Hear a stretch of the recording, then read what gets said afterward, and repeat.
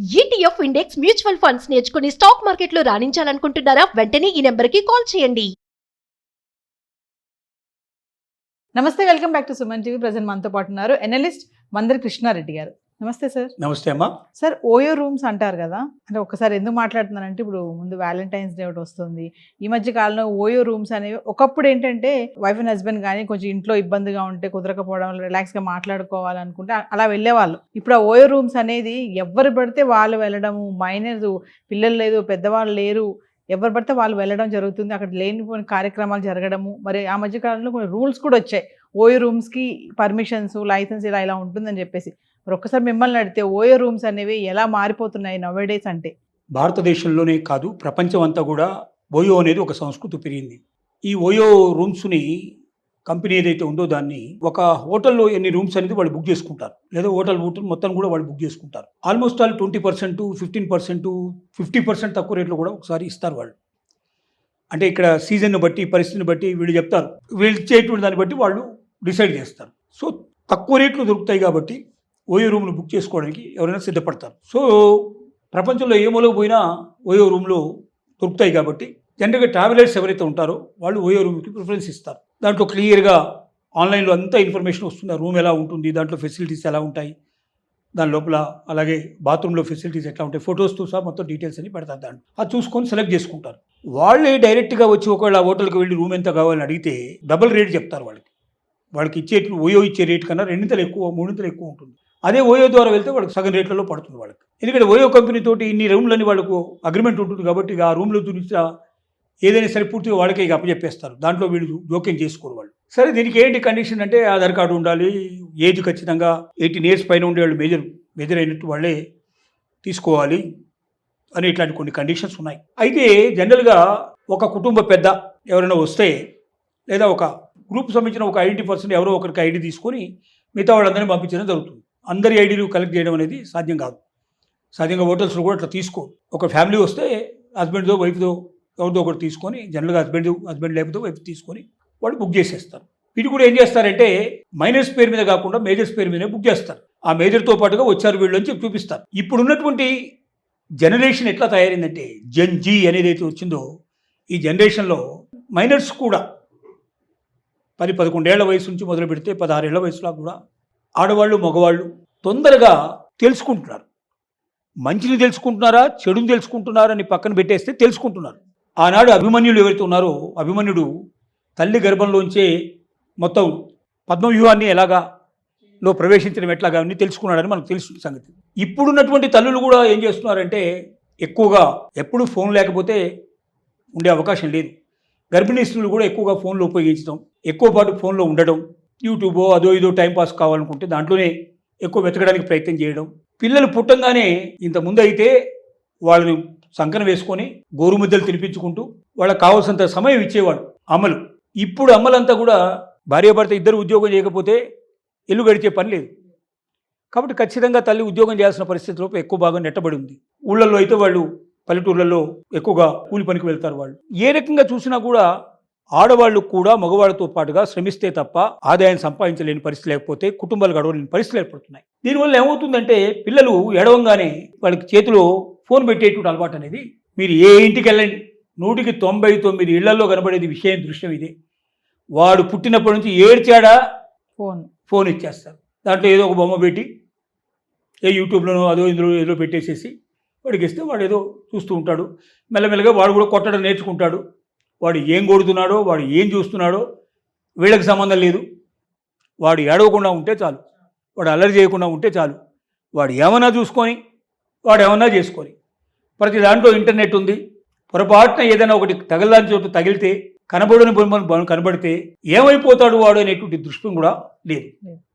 అలాగే స్కూల్కి వెళ్ళే పిల్లలైతే ఫోన్ లేకుండా వెళ్ళేటువంటి వాడు 99% ఉండరు.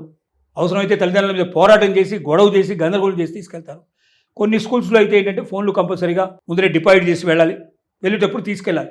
అది చాలా కొన్ని స్కూల్స్ మాత్రమే ఉన్నాయి, ఎక్కువ భాగం అట్లాంటి లేవు. ఎవరైనా అట్లా పెడతానని ఇప్పుడు ఎవరైనా మేనేజ్మెంట్ అంటే వాళ్ళ మీద స్టూడెంట్స్ అంతా కలిసి ప్రిన్సిపాల్ని బాధతారు. ఇప్పుడున్న వాస్తవ పరిస్థితి అది సిచ్యువేషన్. కాబట్టి ఫోన్ అనేది వాళ్ళ మాధ్యమం విపరీతం అయిపోయింది. ఈ ఫోన్లో కనబడినటువంటి విషయం లేదు. అన్ని రకాల ఫోనోగ్రఫీ, దాంట్లో అందుబాటులో ఉంటుంది. ఎవరు ఎప్పుడు ఏది ఓపెన్ చేస్తారో ఎప్పుడు ఏది చూస్తారో ఎవరికి తెలియదు. స్నేహితులు ఎవరైనా ఒక్కరు ఇది చూడండి బాగుందని చెప్తే మిగతా వాళ్ళందరూ దాన్ని ఆచరించే పరిస్థితి ఏర్పడుతుంది. ఎవరు ఏం చేస్తున్నారో పిల్లలు ఏం చేస్తున్నారో తల్లిదండ్రులకు తెలియదు, తల్లిదండ్రులు ఏం చేస్తున్నారో పిల్లలకు తెలియదు. ఇలాంటి ఒక మాయా ప్రపంచంలోకి మనం నెట్టివేయబడ్డాం. ఇప్పుడు 7th క్లాస్ 8th క్లాసుల్లోనే ప్రేమలు అనేవి ప్రారంభమై 9th క్లాస్ 10th క్లాస్లోనే ఆత్మహత్యలు చేసుకునే స్థితి కూడా వెళ్ళిపోతున్నాయనేది మనకు కనబడుతూనే ఉంది. సోషల్ మీడియాలో లేనటువంటి పిల్లలు ఎవరు ఉండరు ఇవాళ. ఇలాంటి స్థితిలో 10-11 ఏళ్ళు 12 ఏళ్ల లోపల అమ్మాయిలకి 15-16 ఏళ్ళు వచ్చే వరకు అబ్బాయి లోపల కలుసుకోవాలి, అమ్మాయిని అబ్బాయి కలుసుకోవాలని, అబ్బాయి అమ్మాయిని కలుసుకోవాలని ఒక కోరిక, ఒక జిజ్ఞాస. సో ముందుగా ఏదో వాట్సాప్లోనో దీంట్లో స్టార్ట్ అవుతుంది చాటింగ్. ఆ తర్వాత అక్కడి నుంచి కలవాలనే కోరిక వెలుబుచ్చడం జరుగుతుంది. కలుసుకోవాలి. ఎక్కడ కలుసుకోవాలి? ఓయో రూమ్లో కలుసుకుంటే చాలా ఈజీ, తక్కువ కాస్ట్లో ఉండొచ్చు. కొంతమంది ఓయో రూమ్లు మెయింటైన్ చేసేవాళ్ళు గంటకింత 2 గంటలకింత హాఫ్ డే కింత అని కూడా వాళ్ళు దీంట్లో చార్జ్, వాళ్ళ లాభం వాడు చూసుకుంటాడు. పిల్లలైతే మనకెందుకు, వీళ్ళైతే మనకే సంబంధం.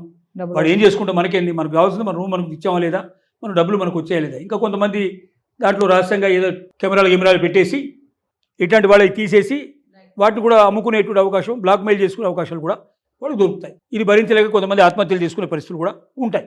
సో ఇప్పుడు ఓయో రూముల లోపల మేజర్ కాని వాళ్ళని అలో చేస్తున్నారు. చాలా చోట్ల పోలీసులు వాళ్ళు వెళ్ళినప్పుడు వాళ్ళ పరిశోధనలో వాళ్ళు సెర్చ్ చేసినప్పుడు అక్కడ కనబడ్డారు. వాళ్ళకి ఎలా ఇచ్చారు అంటే ఎవరో పెద్దవాళ్ళు వచ్చి వాళ్ళని అక్కడ వాళ్ళిద్దరిని కూడా ఒక పెద్ద ఆయనతో వచ్చారు. ఆయన వాళ్ళని అక్కడ వదిలేసి వెళ్ళిపోయారు. ఆయన వివరాలు ఇవి, ఏదో ఒక దొంగ ఐడి కార్డులు ఏదో క్రియేట్ చేసేసి అక్కడ పెడతారు. పోలీసు వాళ్ళు మాత్రం ఏమంటారు, ప్రతి ఒక్కరిది మీరు ఎందుకు తీసుకోలేదని చెప్పడం కష్టం. ఎందుకంటే కుటుంబంతో వచ్చిన వాళ్ళు మొత్తం కుటుంబంలో అందరికీ తీసుకోవడం సహజంగా జరగదు కాబట్టి ఎవరో కుటుంబ పెద్ద తీసుకుంటారు, పంపిస్తున్నారు. దీని ముసుగు లోపల విపరీతంగా జరిగిపోతున్నాయి ఇవి. దీన్ని ఆపడం చాలా కష్టం. సమాజం మారిపోయింది. సోషల్ మీడియా ఎఫెక్ట్ అంటారు. సోషల్ మీడియా ఎఫెక్ట్ మ్యాక్సిమం ఉంది. తల్లిదండ్రుల పెంపకం లోపల ఉండేటువంటి పరిస్థితులు ఇంకా ఉన్నాయి. తల్లిదండ్రుల పెంపకం అంటే కొంతమందికి ఏమో పెంచడానికి అవకాశం లేక, కొంతమందికి పెంచడానికి కూడా ఎలా పెంచాలో కూడా తెలియని పరిస్థితి. ఎందుకంటే పిల్లలు మన చేతుల్లో లేని పరిస్థితి ఏర్పడుతుంది. మీరు గట్టిగా అన్నారా, వాడు ఆత్మహత్య చేసుకుంటాడో తెలియదు, వాడు ఇంట్లోంచి పారిపోతారేమో తెలియదు. పోనీ వాళ్ళని ఏమనకుండా ఉందామా, వాడు ఎటు పడితే అటు మారిపోయే పరిస్థితులు ఏర్పడుతున్నాయి. కాబట్టి పిల్లల్ని హ్యాండిల్ చేయడం అనేది తల్లిదండ్రులకు చేత కావట్లేదు. పోనీ టీచర్స్కి ఏమైనా చేతన అవుతుందంటే టీచర్స్కు చేత కావడం లేదు. అక్కడ పరిస్థితులు ఇలాగే ఉన్నాయి. టీచర్స్ను కొట్టిన సందర్భాలు చాలా ఉన్నాయి, ప్రిన్సిపల్ని కొట్టే సందర్భాలు చాలా ఉన్నాయి. రోజుకి ఎక్కడో దగ్గర ఇది సహజంగా జరుగుతుంది పరిస్థితి. కాబట్టి ఇలాంటి సిచ్యువేషన్స్లో ఇప్పుడు ఓయో రూమ్లలో మేజర్స్ కాని వాళ్ళు, మైనర్ పిల్లలు, ఆడపిల్లలు, మగపిల్లలు కలుసుకుంటున్నారు. ఓన్లీ మాట్లాడుకోవడానికి కలుసుకుంటున్నారా, అంతకు మించి ఇంకా ఏదైనా జరుగుతోందా తెలిసి తెలియని ఆ వయసులో ఏదో ఒక తాపత్రయం, ఇంకేదో తెలుసుకోవాలని, ఇంకేదో ఉందని దానికోసం ప్రయత్నం చేయడం అనేది సహజంగా జరుగుతుంది. దీన్ని ఆపడం చాలా కష్టంతో కూడుకున్న పని. తల్లిదండ్రులు మ్యాక్సిమంగా పిల్లల కోసమే జీవితం గడుపుతున్నాం. పిల్లలు ఒకవేళ మన చేతుల్లో లేకుండా పోయినట్టయితే మన జీవితం ఏమిటని ఆలోచించుకొని కొంత సమయం పిల్లల కోసం కేటాయించి ఫోన్లలో వాళ్ళు ఏం చేస్తున్నారు అనేది ఎప్పటికప్పుడు తెలుసుకొని వాళ్ళని జాగ్రత్తగా మనం ఒక స్టేజ్లో నిలబెట్టలేకపోతే, వాళ్ళ పెంపకాన్ని మనం జాగ్రత్తగా చూసుకోలేకపోతే కష్టం. అలాగే ప్రభుత్వాలు కూడా 16-18 ఏళ్ల లోపల ఉండేటు ఎవరైతే మేజర్స్ కాని పిల్లలకి అసలు సోషల్ మీడియాని పూర్తిగా ఆపేయాలి. ఇంటర్నెటే పూర్తిగా టోటల్గా స్టాప్ చేయాలి. ఏదైనా ఇంటర్నెట్ ఇవ్వాలి అంటే, అలో చేయాలంటే పేరెంట్స్ అనుమతితోటి ఆ గంటో, అరగంటో, 2 గంటలు ఏదైనా ఎడ్యుకేషన్ సంబంధించింది ఉంటే ఆ టైం ఇచ్చి మిగతా టైం వెంటనే ఆ 1 అవర్కో హాఫ్ అన్ అవర్కో పెట్టేసేసి దాన్ని ఇచ్చేసి హాఫ్ అన్ అవర్ 1 అవర్ కాగానే అది క్లోజ్ అయ్యేటట్టుగా ఉండాలి. ఆ 1 అవర్ లోపల కూడా వాళ్ళు అదే చేస్తున్నారు లేదా అనేది పేరెంట్స్ గమనించగలిగేటువంటి పరిస్థితి కావాలి. ఇలాంటి ఒక స్ట్రిక్ట్ పరిస్థితి ఏమైనా తీసుకొచ్చి మార్పు తీసుకొస్తే తప్ప అంత సులభంగా సమాజం మారేటట్లేదు. సమాజం చాలా మారిపోయింది. ఇక నుంచి భవిష్యత్తులో ఈ వార్తే కాకుండా పోతుంది. ఇది వాస్తవం. ఇప్పుడు ఏదో ఆశ్చర్యకరంగా కనబడుతుంది. 4 రోజులు అయితే ఇది ఆశ్చర్యకరంగా ఉండదు, సహజంగా అనిపించేట్టు పరిస్థితి ఏర్పడుతుంది. Thank you.